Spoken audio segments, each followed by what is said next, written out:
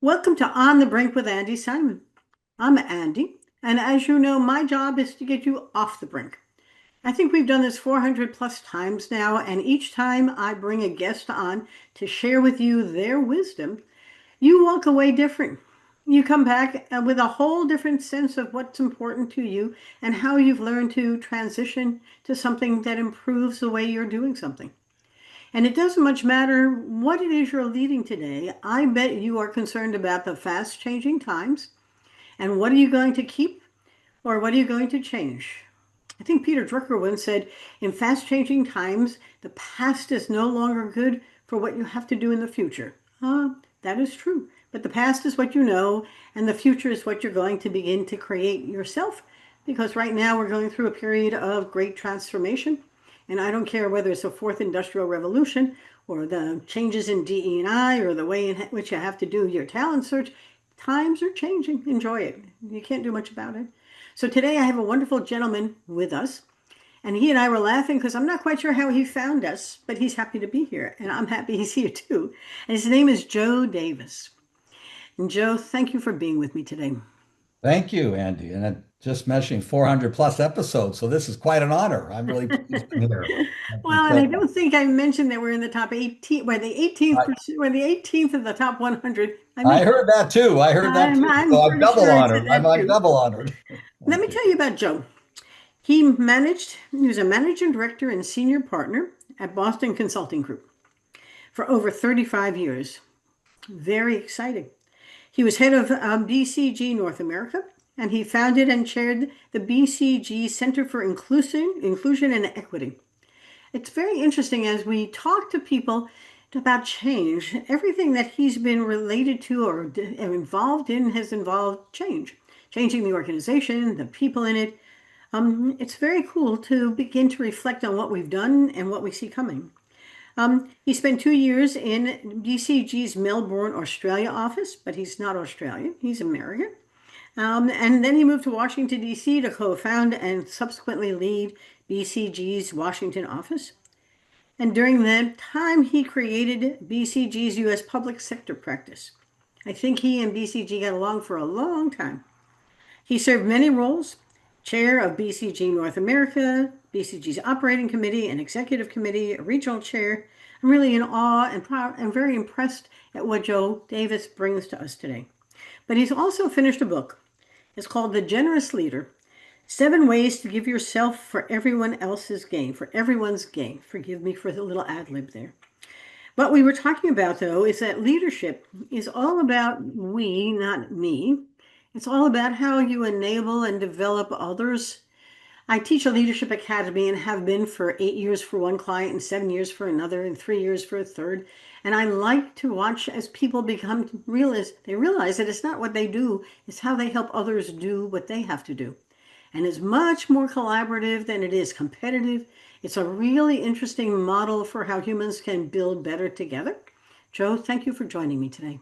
Thank you again, Andy. It's wonderful to be here. Well, let's tell the listener or the viewer, who is Joe Davis? I can tell there's a BCG button on you somewhere, but I think they would like to know more about who are you? What was your journey like? Why did leadership become the topic you really want to dwell on here? Well, that's when you say it like that, I just have no choice but to answer the way I'm going to start with. I am a father, married 44 years now, 4 children, and my ninth grandchild was due on Tuesday. I'm in my daughter's house waiting for that baby. So that's the first part. When you say who is Joe Davis, that's such a part of my identity. But You don't nix that, because very often people will give you their professional title and forget there's a personal part to them. So I know, think that's pretty cool. So Joe well, Davis, the dad and granddad, tell us a little more about how you and your wife have enjoyed your 44 years, but also about your professional journey. yeah, no, I'm going to jump there. So you already mentioned BCG, and I was just even thinking about your title on the brink and listened to a couple of your episodes, people grabbing opportunities and started to reflect on that. And it's interesting. I mean, I just very briefly, you mentioned BCG. I started at Procter and Gamble, which was one of those where back people as many years ago, 45 years ago or so, that was a place like General Electric. You work there, it's great for the resume. So it was a little bit of, oh, here's an opportunity. I don't know if I want to sell shampoo, but there's an opportunity here to step in there probably worth something. That I think was partly instrumental in me getting into business school. I went to Harvard Business School, and I read something later. The dean, the year I was applying, was actually trying to get more regular people. So like a skill guy, who had some, I know I love being a regular person, but and then I found my way to BCG. And as just you mentioned a number of different journeys. And I also talked to a number of executives for that book. And it was interesting because all of them said to me, their path wasn't the path they expected it to be. Ah, great point. Someone thought I'm going to be the head of Europe next. That'll be my next job, or the head of Europe, or he was head of Spain in pharmaceuticals, but he ended up getting head of Europe in medical devices. And he thought, I didn't want to do that. I wanted to do this, but he didn't understand. Actually, someone was thinking about they were ensuring they broadened his skill set. He's now the CEO. And countless examples like that where, opportunity, you don't know what's facing you and it might not be what you want to do. I mean, you mentioned Australia. I mean, I had a mentor and I said, Steve, I think I'm going to go to Australia. He said, well, he's a little bit, he's good about it. He said, well, but Joe, I'm not sure I'll be back here. I'll be here when you get back. A little bit of a dig. Now he was there. He's a good guy, but it's still, I thought, okay, but this is an incredible opportunity. Something will good come out of it. If nothing else, my wife and I will enjoy time in Australia, I presume. And actually, one other quick story on that, on these grabbing opportunities when you just don't know where they might go. I wanted to be the head of North America, let's say seven, first time. Five other people wanted to be. I didn't get it. I was running BCG Northeast, the Northeast system north of North America, which was the largest system collection of offices in the world. But the guy that got the job said, hey, why don't you go see if you can turn around the West Coast, which was smaller, much smaller. And I thought, well, yeah, why not? I mean, some would say, oh, no, no, that's a big step down. What am I? But it was an opportunity. I was on here a little on the brink. I love your title, but there was an opportunity. I grabbed it. It went really well, and I think led to. So I think a lot of my career is, I mean, none of our careers are completely straight paths, but it's a little bit of, wow, this one or that one. And the one less expected often ends up with pretty cool stuff. Yeah. So that's a bit about my journey. Sorry, I hope that wasn't too much. Oh no, you can keep telling us because you clearly fill those years with learnings, not just doings. Yes. And I have a hunch the book is rich with your understanding about how do you take a little place like the West Coast and turn it into a success story, or how do Exactly. you go to Australia where you're not an Australian and you begin to turn it into something quite vibrant.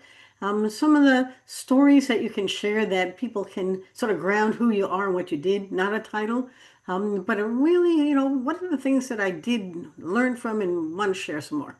Yeah. Yeah. So, I will start by saying you mentioned the book and the title of the book, The Generous Leader. And this is exactly what you're talking about, the way I'm going to say it. But I think of that as somebody who gives of themselves freely, a leader, without expectation of direct personal benefit, to help others grow, develop, and thrive at their full potential. And you and I were talking about this. It's essential that you do that if you're leading a team. Now, and I watch BCGers. When someone first starts leading, they have three people. Well, if they had to, they could stay up all night and do everything. So you don't really, but once there's like 10 people or 20 or whatever company you're in, then you can't do it all alone. And the Yeah. sooner you realize that, I mean, the same CEO, is Joaquin Duato, Johnson and Johnson. He said to me, Joe, and I'm going to say one other point. He said, of course, outcomes matter. So some people say, oh, Joe, is this all about, unicorns and fluffy clouds? No, you have to get results as a leader. Otherwise, probably won't stay in the leadership role. But as he said, the sooner you step past yourself and unlock all the great human traits and capabilities of your team, the sooner you'll get to the best outcomes, which is, I know exactly what you preach. So I'm a big believer in that. And I mentioned seven traits.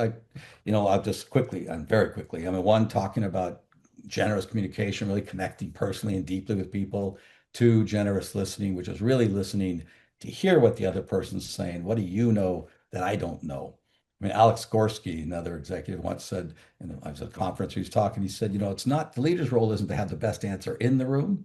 Their role is to get the best answer out of the room, which you think, but that's a lot of leaders don't think that way. They think I got to know it all. And then something, I talk about teaming. I mean, generous inclusion, and I don't mean that in only in the DE&I context in this thing. I mean that in the context of, you know, if you're a leader, bring in some people that are 3 or 4 levels down into your meetings, or go down the hall and talk to the finance analyst that did the work, not the vice president that presents the work to you, or bring in people from different departments. And one story, I was talking to one of my guys that worked with me. I was the head of North America, and he's quite junior, but I would always bring him in the room because he was part of my team. And he said, Joe, I got to tell you, the first few times I went in there, I was scared to death because, oh, all you senior guys, but you'd always greet me. You'd ask me something, because if you don't do that, then everyone else thinks they're meaningless. But the leader asked the most junior guy in the room a question. We go, oh, wow, why is he talking to him or her? And he said, but more importantly, I was when I walked out of the room, I knew more broadly what was going on, where we were, and I wanted to figure out ways to contribute beyond my role. Now, what a freebie is that? All you do is come to the room, and I have a guy now thinking about, okay, how do I help go beyond just he's the communications guy, writing the communications. It was very powerful. I mean, I think I learned to include, but that was a very powerful message to me about, wow, all you have to do is engage them. Yep. So you got to engage them seriously. You have to care. You got to really listen. Then I do talk about being a generous ally, which I do mean in the context of people who may have less opportunity or less. I'm a white male. I get it. A lot of doors are there for me, but it's very interesting. I learned as someone said to me, Joe, you're an action ally, not a ally. So what do you mean? They said, well, you can wear the button, and that's nice, but it could be, or you could be a performative ally. Your team says you need to have 3 people, women and 2 black, and that's better than nothing. But he said, no, people said to me, what you really want to do is open doors for somebody, but let them walk through. And if they fail, so be it. I mean, you coach, but if they fail, so be it. If they succeed, so be it. They're still on their own going through, but they need to have a door open, at least to have a shot. I think I'm moving. The other one is just recognition and development, generous, development, which is we can talk. Well, I can tell one story about that if you want, but that's important. And then something as small but easy as small acts have big impact. Generous moments. I once had a friend, colleague, tell me she was a manager at the time at BCG, and she said, if I told my manager something like, "Hey, this weekend I've got a big soccer tournament. My kid has a big," and she said if my manager came back on Monday or Tuesday and said, "Hey, how was that soccer tournament?" Mm. See, I was blown away. They remembered, they asked. I said, I would follow that person, within the work context anywhere. And all they had to do was spend 30 seconds asking, how was the soccer? I mean, Uh-huh. what a freebie, to your question about leading and teaming. Then the last thing I do think is important is I say give up the mask, or being vulnerable. You can say be human, but be authentic. But I think I had a colleague once who was he cared, except everything was perfect. He was good looking. His wife was good looking. His kids were good looking. He had one of the biggest clients. It was all perfect. And, you and I probably both been there. Well, wow, how do I follow that perfect person? Yes. I said to him, I said, well, I said, people don't think you care. You don't care enough. Oh my, I told him that at night. He said I said, I didn't sleep all night. What the hell do you mean? I'm sorry, I should have sworn. But he just had this image like, oh no, I'm trying to inspire by everything being great. I said, well, I'll tell you, my friend, you're scaring the heck out of the rest of us. So I think Now this, let's stay go on ahead. that for a moment. Yeah, I was gonna. Yes, because it's a good metaphor or model for thinking that what it is will inspire the others.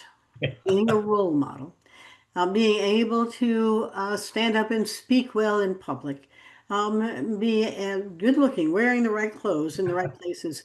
All of those things one might think are inspirational, but they generate envy, jealousy, and hate.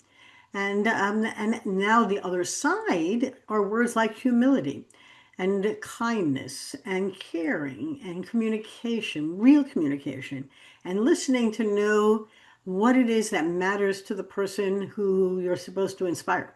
Because inspiration comes perhaps for those who want to be full of envy of the big guy. But I also think that they will motivate better if they think it's about them rising, not to somebody else, but them. And this is not easy.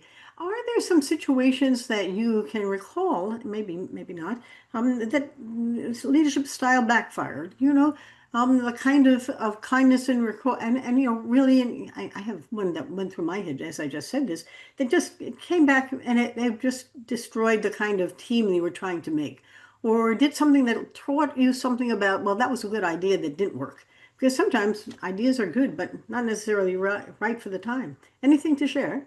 Yeah, yeah. I have to, although well, you had a big word, destroy, so that's a big word. But I could say, cause things to go a little sideways might be more, two interesting things. I mean, I talk about listening, and that's something that I always thought I was pretty good at, but you're always learning because you Yeah. just said it. Where is the other person coming from? What are they thinking? And I remember one time I was talking to the person at BCG General Counsel, and she was going on. I think I knew where she was going to go, so I cut her off and started. Thank you for laughing. That's polite of you. I'm sorry, but you set it up so sweetly. I know, I know. I thought I knew where she was going, so I I cut her know. off. It's a And lovely segue into don't do that too often. But please keep yeah. going. Well, let me tell you what she said. She literally said, Joe, would you just shut up and let me finish? And I was like, someone slapped me. But she goes, you do this to me. She did, yes, of course. I appreciated it because she did that. She said, you do this to me all the time. And here I was, thought I was a good listener, but I also thought I was smart enough to get where they're. And of course, I could be wrong, but sure as heck showed no respect, you know. Yes. And so, I mean, nothing, the world didn't destroy because of that, but it was a very powerful lesson to me to, Yep. you Now want, that, but that's really important, a piece for the development of your leadership skills. right, She made some assumptions. I thought I knew where she was going. I thought she'd be impressed perhaps with what I was adding to the conversation. And I lost the respect and her ability to really complete. And that's for many women I know, that cutoff valve is it's so frequent that you stop trying to finish your thought. If you can't do it in a second really fast, you're not going to get it fully done. But once you give people the space to complete their whole presentation or thoughts, you find that you together, you both rise. It's both, they're grateful and their gratitude lifts yours for being kind enough to let it all come out and listening for what the listen, wisdom was. How yeah. cool. Are there others? That's a Well, great. that made, yeah, that's just the way you said that. Maybe think of another situation. It was during COVID when, well, we all know what that was like, but the uncertainty galore at the beginning. And I was the head of North America and thinking about, well, first off, I should say 69 or 70% of my staff was under 29 years old. Oh, wow. They were kids. In my mind, I was at the time 57 or something, had four children their age or older. Yeah. And, everyone's going through a lot. They're at home and blah, blah, blah. And I remember I was trying to think, what should we do? Of course, we'll get them monitors, silly stuff. But what do we want to do to keep them motivated, inspired, connected? And one of my colleagues called me up and said, Joe, you don't have a clue where they're coming from. I mean, now I had kids their age, so maybe, but he said, you are 57 years old. You have a house with 7 bedrooms, blah, blah, blah. You have to talk to them. And I did, then I set up some meetings, a bunch, one-on-one Zooms with younger people. I was on the phone with one fellow, and he was on his bed in his bedroom. And I said, what are you doing on the bed? He said, Joe, you don't get it. I have a bedroom, a living room that bleeds into the dining area that bleeds into the kitchen. One week I have the bed and my laptop's on my lap, and my wife gets the coffee table on the couch, and then we switch. Oh, my. And And here he I said, was I switching. don't get it. Oh, I was going from bedroom to bedroom because I love to travel. So at least I traveled through all my kids were gone. So I thought, wow, I mean, not really, I had, essentially no clue their life, where they were coming from, and how could I even, well, that's a big statement, but how could I expect to really lead or at least come up with ways to enable them to be as effective as possible without spending the 5 minutes there? Well, it was more than Yes. that, but to talk to them. Yeah. Yeah, but But your point's important because not only did you have to talk to them, but you needed to give them time to feel safe yes. telling you what the reality was that you couldn't imagine. And unless they told you, you wouldn't even, you'd still think they live in a house with 7 bedrooms. And I might not be that dumb, but close enough. Yeah. yes, and one client said she was working in her woman cave. They cleaned out one walk-in closet and gave her a room there. And I went, Fine. oh, what kind kid you had. Well, I won't tell you where all the clothes are now, but at least I have a little cave that I can go into. But you can't. I mean, the creativity was it profound, but for the leadership, it was a no man's land. I mean, how are we going to go to war this way? Yeah. Um, No, that leads me two different places. But one, we mentioned the humility or humbleness or vulnerability. And you probably remember too, but after talking to leaders, just thinking about those times, really and I talked to colleagues, the companies or the place that came through the best where the leaders really acknowledged, I don't know what I don't know, Yes. all going in together. And I was talking to Scott Kirby, CEO of United, and he said he was going to have a town hall and he's going to say to everybody, I'm not sure when we're going to fly again, which of course is an obvious statement, but all his team, the exec, you can't say that. You're the CEO. You have to have the answers. He said, well, what answer do I have? Do you want me to lie? He said, so he arguably put himself out there. Now, of course, he then went into here's the plans, here's what we'll try to do, we'll do it together. Or, I mean, the best example of that is Arnie Sorensen. He was the CEO of Marriott at the time. He was dying of cancer. And he got on the town hall that you can see it on YouTube everywhere to all 80,000 people, bawled from the chemo and said the same thing. I'm not sure where we're going. I'm sorry about deferral, blah, blah. It's the most humble thing. But, the Marriott people were cheering, like, and now they felt for him too, the vulnerability. But they all thought, okay, he didn't lie to us, and we're going to work it through. And then Yep. people follow that. Well, these are very interesting times that we're in now. They're very different, but not that far from the pandemic time. And that wasn't so far from 2008 with the real estate crash. And let's see, in 2000 we had the dot-com bubble. I mean, 9/11 a year later. I mean, you can go on and on. yes, we can. And none of them gave what people want is certainty. And we can't have certainty. There is no certainty. And to your point, I thought the gentleman in the pharmaceutical who had Spain wanted to have Europe and he got medical technology instead. Certainty? No. But it does teach us to be agile, and agility is essential because life isn't predictable. There's no path from beginning to end.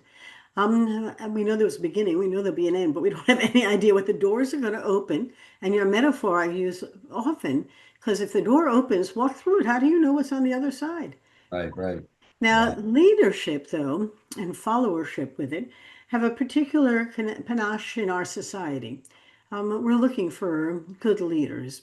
And, an a cappella group without a conductor somehow can sing.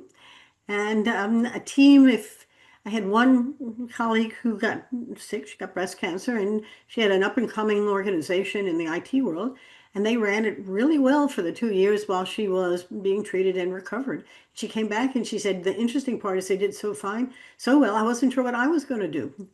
And I said, well, I think you probably have to be the visionary who takes them someplace, but managing the place that they did without Drew. So now what is our role?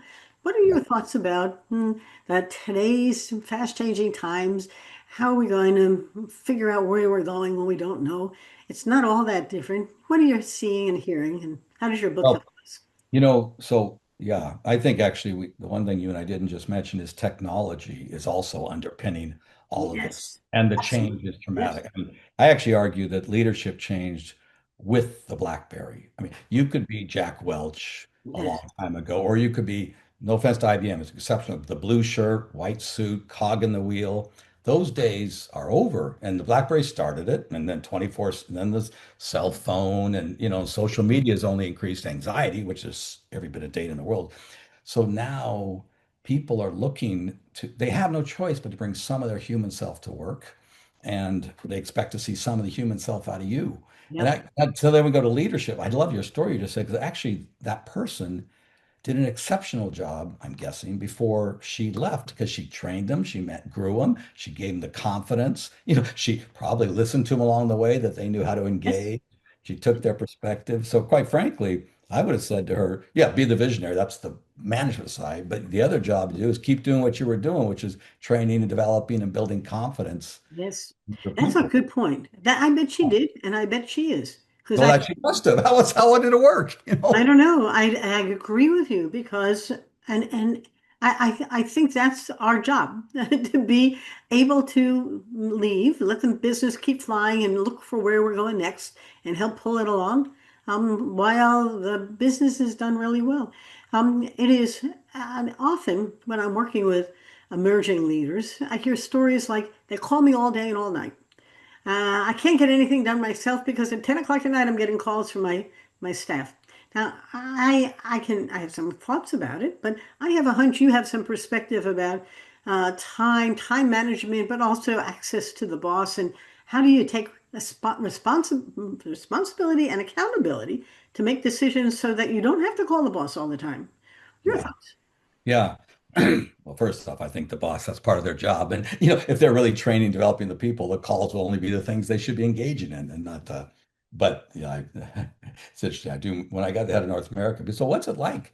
I said, well, all the littlest things roll all the way up because no one else, but, that situation of training, engaging, here it goes probably a lot to well, listening, understand, when you engage with people, it's a give and take in Q&A, actually ask questions. I mean, every leader said, I ask questions, I ask questions, I ask questions. And then your other job in every one of those moments is really to grow and develop people. And I'll tell you a funny story, especially young people may not get this. When I was 25, I became a manager at Procter& and Gamble. I had three sales reps or four. Three were career reps, meaning that's all they're going to do. They were 40 plus. I was scared to death of them old guys. That old, but I thought they were. And I drive with them every 2 weeks, never give feedback. You know why? I was scared. I didn't know what my job was at 25. So I excused myself. So at the end of the year, I wrote up one guy's review and started giving it to him, all the things that I learned from the manual that he wasn't doing. And I get about 3 minutes and he said, Joe, what the heck? You ride with me every 2 weeks and you've never told me any of this? And I'm sure he Mm, had a few choice swear words and all that. And the truth is very interesting because at the time I was just scared. And I mhm. also thought, what do I know to teach this guy? But the thing that's fascinating to me is he wanted me to help him grow. Even if I'm a snot-nosed little 24-year-old, he still wanted whatever I had. He could pick and choose what he learned. But it's really, so it's just said to me, wow, and to your point on the leader and the leader that's got these people calling, if you're grabbing well, first off, if you think hard about each of your people, what are they good at? What do they want to work on? And look for opportunities to create that and then give feedback in the moments, the learning moments, those phone calls will become less and less or Yeah, they'll become when they're critical, which is when you do want to be bothered. If yeah, something's critical, you want to call at 10 o'clock at night. And no, yeah. So I actually think, it's really, if they're always calling because they're lost, then you haven't, sorry, I have to say this, but I don't know if you've trained them very well or developed them or helped them grow. yes. Mm. And that also means you haven't allowed yourself um, to push out the responsibility to others and delegate. That word Yeah, is always full of scary meaning. Am I abdicating or am I delegating? Well, those are two different ways of passing stuff on to someone else and hoping they get it done on time to budget the way you thought it was going to be. But you can supervise and you can improvise and you can do all kinds of things to help them, but you can't do their jobs. right. And if you're trying to, you cannot lead. You just don't, you're not even necessary if you're going to do their jobs for them. Oh, yeah. So it's interesting. As you were developing and growing yourself, did you find that the span of control was beginning to expand? There were fewer managers over more people, and what were your observations or experiences to share?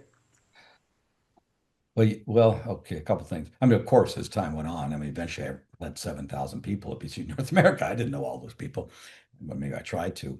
I mean, a couple of thoughts to share. I mean, one, I think, if you're really a leader who thinks your job is for all of those folks to grow, develop, thrive, deliver, and you understand when they're delivering, they feel good, the organization does well, your team does well. And by the way, you benefit too. And if it's all about you benefiting, they smell that. And if you understand that, I mean, I think well, that's one. So you're just spending your time thinking about, okay, what do I do to help Andy? What do I do to help my son? Yep. That frees a lot of time. And then the span of control, and then you have to, two other points. You have to communicate a lot what your values are. You got to live them, but you got to be communicating direction. I mean, a lot of people, and also understand if they're hearing it. And so I tell you, if I may, funny story, this another CEO, Joaquin, became CEO, and he had two tricks. Well, one, he would ask somebody junior to him that he knew well and trusted, what are people saying I'm saying? And he asked this guy, and he said, "Oh, sir, they're saying you want to cut costs." So I never said those words. I said, the organization is very matrixed. It's Johnson & Johnson and very complex. We got to simplify. I said, yeah, I know. That's what you just said, cut costs. And of course, the minute anyone hears the word simplify, you think you're firing people. He really, I mean, he's frugal. He wants to run the company well, but he didn't mean that. He meant, I want streamlined. But they heard that. But he had the wherewithal to spend time to ask somebody, what am I saying? And are you hearing it? So I think this development, if that's just in your body, how do I grow, and communicate, and are they hearing? So you got to do a little time, which is like when I started with that lady telling me, shut up and listen. I wasn't hearing, obviously. No, but you've raised some important points here. I want to stay on your 7,000 folk span of control for a second and go back there, but the human immediately starts to sort the words you're saying into their own story. Yes, Well, we've learned from cognitive science and from neurological studies that the brain has a story in it. And once you have that story, it does exactly what it thinks you want it to do. And then when it hears someone else's story or a request like that, it sorts it into what it thinks it means. there were. Doesn't really know what it means. And I think there was a great quote like, what you think you heard wasn't what I said nor what I meant, but it's what you heard because that's what meant something to you. And it's a very complicated process. But I want to go back to your 7,000 folks for a moment because you have a strong desire to train and develop them and enable them to be effective and successful staff at whatever jobs. How do you do it with 7,000 folks? Because you're not doing it one on one. No. Well, okay, several things. I mean, now it's an organization, right? So just Right. quite practically, the Yeah. organization, we do have, development processes that we're very good at. At BCG, there's feedback on every project and at the end of the year, and there's upward feedback, which is important too. So Yep. every partner at the firm gets upward feedback anonymously.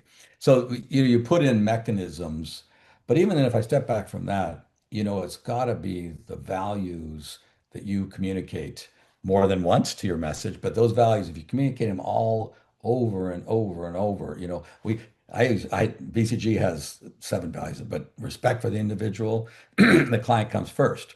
And I used to fight. One of my colleagues said, client comes first, because without clients, no work. I said, without the people doing good job, there's no clients. Yeah. So, he tipped. So, but it was never, oh, just get what the client wants. For me, people matter and our clients matter, and over and over and over. I also think, it's funny, I was known to say, because I'd say it in town halls or in meetings, whose back do you have? And that was a phrase, oh, Joe, nah, I didn't coin it because someone created it hundreds of years ago. But I'd say it over and over. So it also sends the message, okay, I'm supposed to be teaming with someone else to train them, develop them, and make sure they grow. So I think a lot of it is the messages you signal, and of course, the behaviors you do. Really, and then we didn't talk, but the management mechanisms do matter. I mean, I'm not saying it's all about no, we have processes to develop. Well, I assumed you did, but I also needed a perspective from you on how to create those that will enable your values and desires to percolate down. Because both of us know that too many workshops that never turn into work are not useful. And developing people to be self-reliant when their boss doesn't enable them to have responsibility and take on things that are new. It's interesting as I work with my clients, I watch some of their up and coming leaders take on more and more complicated jobs, even if they're not prepared completely for them. The skills, to your point, my skills will be developed, but I need a bigger job to learn in them, and I need someone to mentor me, sponsor me, perhaps to move along. But it is a team sport, isn't it? Well, and I'll just say one very practical thing is, I had a colleague who say it's all about who we promote, who we give the bigger raises to. I mean, that's the signal. And so, at least when I was in charge, someone that didn't match the values was not getting promoted. I don't care how much they could sell. I mean, it's just Yep, the values are what leads to all of this working, I think. yep. Uh, or not if you have the wrong values, but that's a different conversation. Well, but then you don't have the right behaviors associated with those values, and you don't have the right kind of culture, which is this amorphous thing that we live, but don't quite know what it is. And Mhm. unless you make it intangible, tangibly, you can't quite figure out how to bring in new people that fit the culture. And today, I mean, I was listening to a seminar earlier. There are 5 different generations in some places working together.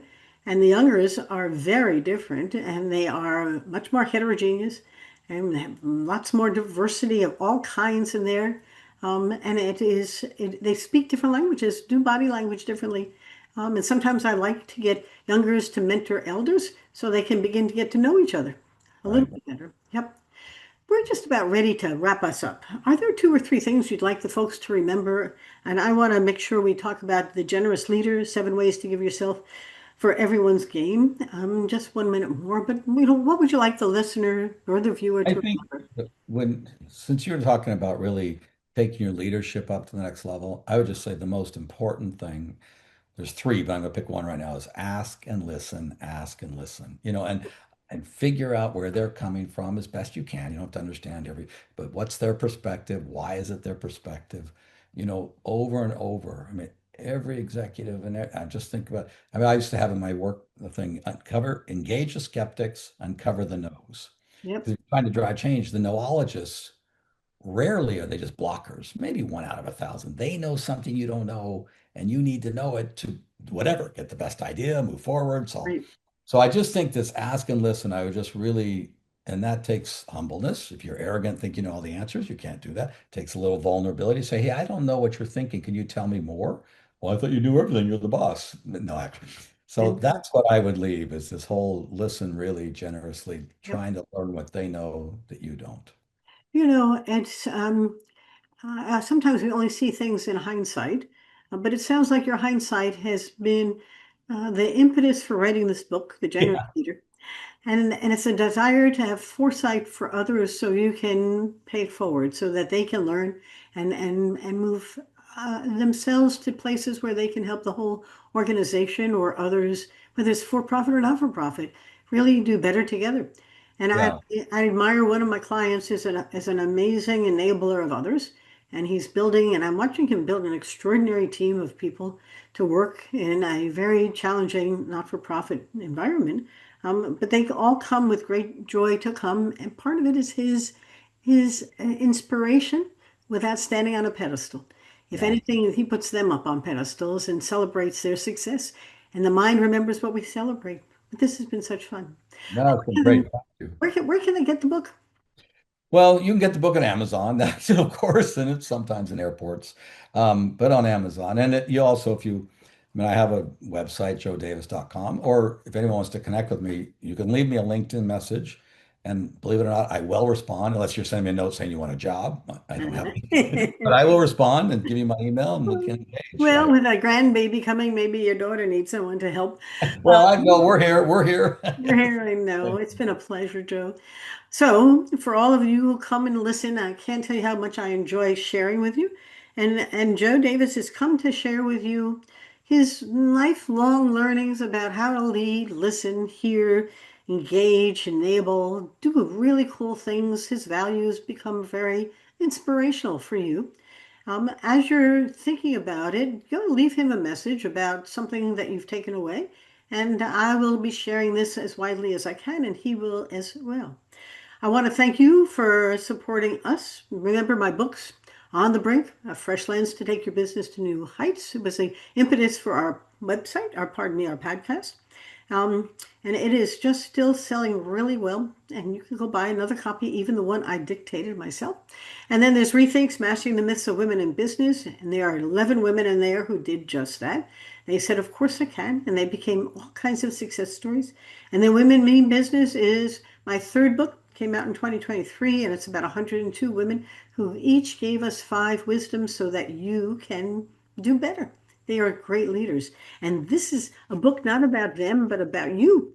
Because when you read it, you go, oh, one woman said on New Year's, I opened the first page and I'm going page by page all through the year to take on new wisdoms. And I had a client who had yellow marked that said, you have no idea how this is helping me run my business. I said, who knows how a book can help others other than sharing stories that can do that. We work with clients all the time now to help them see, feel, and think in new ways. These are very challenging times. Don't let the deep freeze you. It's a time for inspiration and listen carefully, like Joe was saying, to your clients. They're going to tell you about their unmet needs or what they're looking for in solutions. They have been all along, but you may not have heard it. But I do know that people are really concerned about what comes next, but we never know. Somebody once said the future is all around us, just not widely distributed. And I say, well, you cannot predict the future, but you can plan for it and prepare for it. And that's what we're doing. Thanks for coming to On the Brink. It's been a pleasure to have you, Joe. Thank you for today. It's been so much fun. Thank you very Thank much. you, Andy. This is great. Goodbye, everybody. Have a great one. Remember, take your observations, turn them into innovations, and off we go on a whole new journey.